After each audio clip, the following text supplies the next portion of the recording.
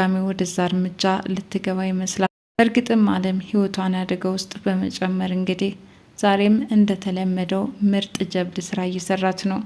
ወደፊት ምን ሊያጋጥማት ይችላል? እስኪ ሁሉንም ዘርዘር አድርገን እናያለን። የእናት ግፍ ክፍል 31 በዛሬው ክፍል ምን አዲስ ነገር አለ? አለም ከእገታ ሰንብታ ወደ ቤት መጥታለች። አጅሪቱ ዮዲት አረገዝኩኝ ትላለች። ወንዶሰን ወደ ሆስፒታል ሄደሽ ማረጋገጥ ይኖርብኛል ይላል። ሆኖም በዚህ ጭቅጭቅ እንግዲህ በተለያየ ሀሳብ ሆነው ሁላቸውም ባለመስማማት የራሳቸውን ሀሳብ እያወሩ ነው። በእርግጥም ዮዲት በወንዶሰን ስታሾፍበት እንጂ መቼ አረገዘች? ወንዶሰን በከፊል ያምናል። አረገዘችልኝ የሚል ስሜት አለው። አንዳንድም ደግሞ እናቱ እያሾፈችብህ እንጂ እሷ በፍጹም ነፍሰ ጡር አይደለችም የሚለውን ነገር ለመቀበልም ይፈልጋል። ብቻ በሁለት ጎራ ተከፍሎ ሁሉንም በሆስፒታል ማረጋገጥ እንደሚፈልግ በተደጋጋሚ ለዮዲት ቢያስረዳት ለምን ትጠራጥረኛለህ የኔ ውድ? በጣም እኮን የማከብርህ ካንተም ነፍሰ ጡር ነኝ ስትል ለማሳመን ብዙ ተጋጋጠች። ሆኖም ግን የሆስፒታል ጉዞዋን በፍጹም አትፈልግም። ታዲያ በዚህ ጭቅጭቃቸው እያሉ ግን ታገተችበት እየሮጠችም ትቀላቀላለች። ወንዶሰንም ወዲያውኑ ሳሎን ይከሰታል። እንኳን ደህና መጣሽ ሁላቸውም እያንዳንዱ ሰላም ታቀርቡላት። አጅሬት ዮዲትም የት ሰንብተሽ ነው አለች፣ ምንም እንዳላወቅና እንዳልሰማ ሰው ሆና። በሌላ በኩል እንዲሁ ወንዶሰን ጠፍታ ስለሰነበተችው አለም በምን አይነት ሁኔታ ነው የቆየሽው ሲልም ጠይቃት። ወይዘሮ አሰለፈችማ ደስታቸው ወደር የለውም። ምክንያቱም አለም ጠፍታባቸው በመሰንበታቸው መድኃኒቱን በሰዓቱ እየወሰዱ አልነበረም። በዚህ ምክንያት ታዲያ ተንገዳግደው ሲወድቁና ራሳቸውን መጠበቅ ሲያቅታቸውም ተመልክተናቸዋል። ዛሬ ላይ አለም በዚህ ሁኔታ ስትመጣላቸው በጣም ደስ ብሏቸዋል።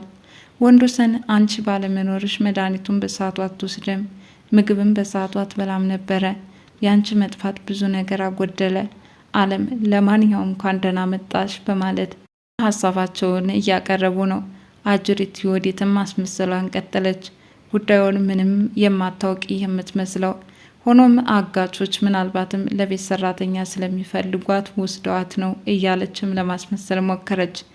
ያ እገታማ ብዙ ነገር አሳይቶኛል። መጥፎ ሰዎችም ዋጋቸውን እንዲያገኙና ለኔ ለምስኪኗ ባጠመዱት ወጥመድ እነሱ ገብተውበት ሲርመጠመጡ ሰነበቱ በማለት እዛው ላይ ዮዲት ቁጭ ባለችበት በቅኔ ተነግራ ገብታለች። ወይዘሮ አሰለፈች አንዴ ትወጡልኝ ይላሉ ዮዲትንና ወንዶሰንን። ሆኖም እነሱ እንደምንም እንዲወጡ ካስደረጉ በኋላ አለም የት እንደሰነበተች ይጠይቃሉ። በእነ ዮዲት አማካኝነት ታግታ እንደሰነበተችም ትናገራለች። እኔም ጠርጥሬያለሁ። ድሮም ለወንዶሰን ውጣና ፈልጋት በእነሱ እገታ ቁጥጥር ስር ናት ብዬ ነግሬው ነበረ። ለማንኛውም እንኳን ደህና መጣሽ። እሺ አጋቾቹስ እንዴት አደረጉች ሲሉም ጠየቋት። አጋቾቹስ በጣም መልካም ናቸው። ምግብ ስፈልግ ምግብ አብልተውኝ በእኔ በታገትኩበት ገመድ እነሱ እንዲታሰሩ አድርገው፣ ግን አሁን አንድ ነገር እያስጨነቀኝ ነው። ማታ ማታ የራት ግብዣ ካልወጣን ይለኛል። አጋቹ ከኔ ፍቅር ይዞታል በማለት ለወንዶሰን እናት ነገረቻቸው። የወንዶሰን እናትም አየሽ አይደል የኔ ቆንጆ፣ ጭራሽ ደግሞ አጋቹን ፍቅር አስያሽው፣ ሴት ማለት እንዳንቺ ነው የኔ ጀግና በማለት በጉብዝናዋ ተደምሞ ፍቅር ውስጥ እንደገባም አለም ነገረቻቸው። አለምም አሁን ላይ ምንም እንኳን ያጋቹ የፍቅር ጥያቄ ባያስደስታትም ወደ ቤት ስለተመለሰችና የእሳቸውን መድኃኒት በአግባቡ በሰዓቱ ልትሰጣቸው እንደምትችል ስታስብ በደስታ ተውጣለች።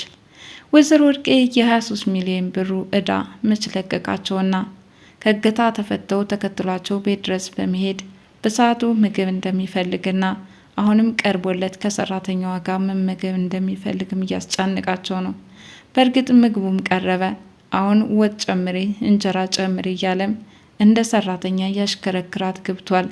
ወይዘሮ ወርቄ እኔ እኮ ልታገለግሌ ነው ይችን ልጅ የቀጠርኳት፣ በቀን አንዴ ስጣት ነበረ፣ ዛሬም አጠገበች፣ ጭራሽ ደግሞ ሶፋ ላይ ተቀምጣ በላች፣ ወዘተረፈ የማይሉት ነገር የለም።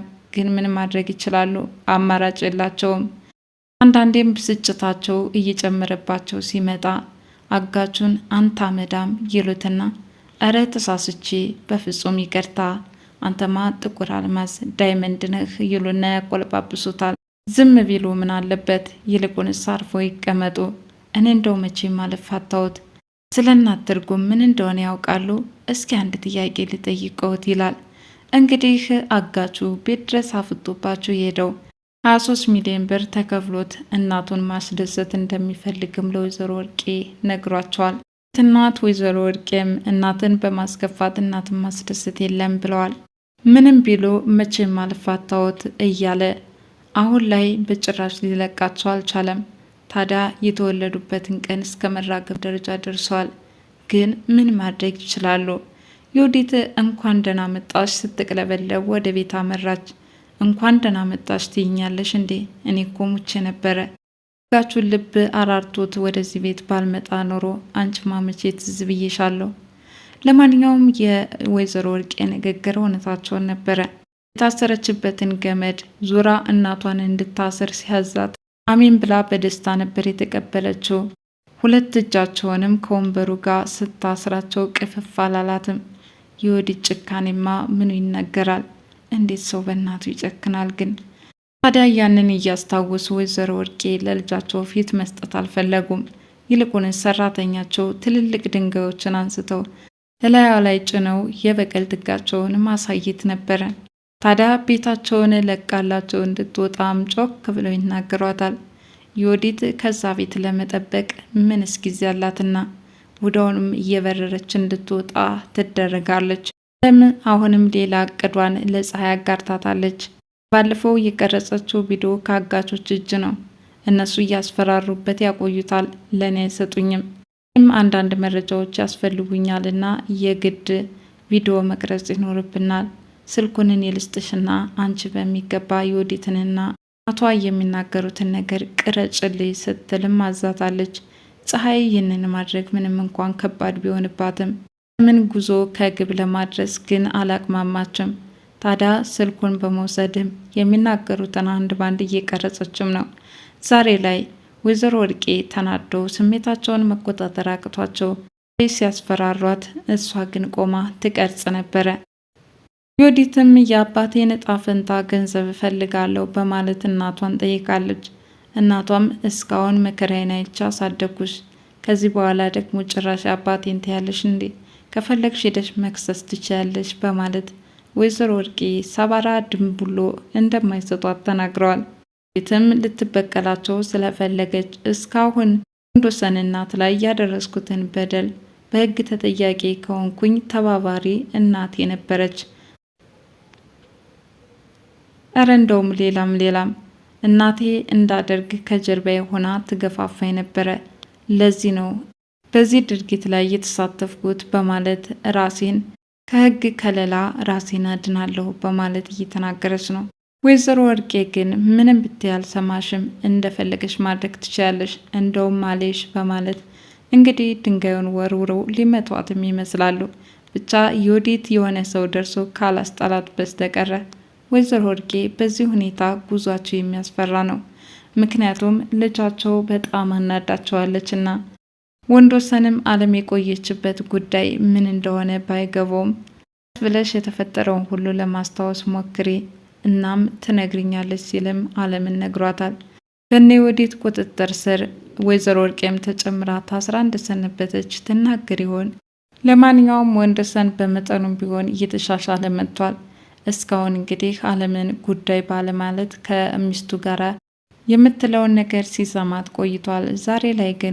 ዛሬ ላይ ግን በተወሰነ መልኩም ለመሻሻል አስችሎታል። በቀጣይ ክፍል እስከምንገናኝ ድረስ ለቻናሌ አዲስ የሆናችሁ ላይክ፣ ሼር፣ ሰብስክራይብ በማድረግ ቤተሰብ እንድትሆኑ በትህትና ጠይቃለሁ። ባይ ባይ።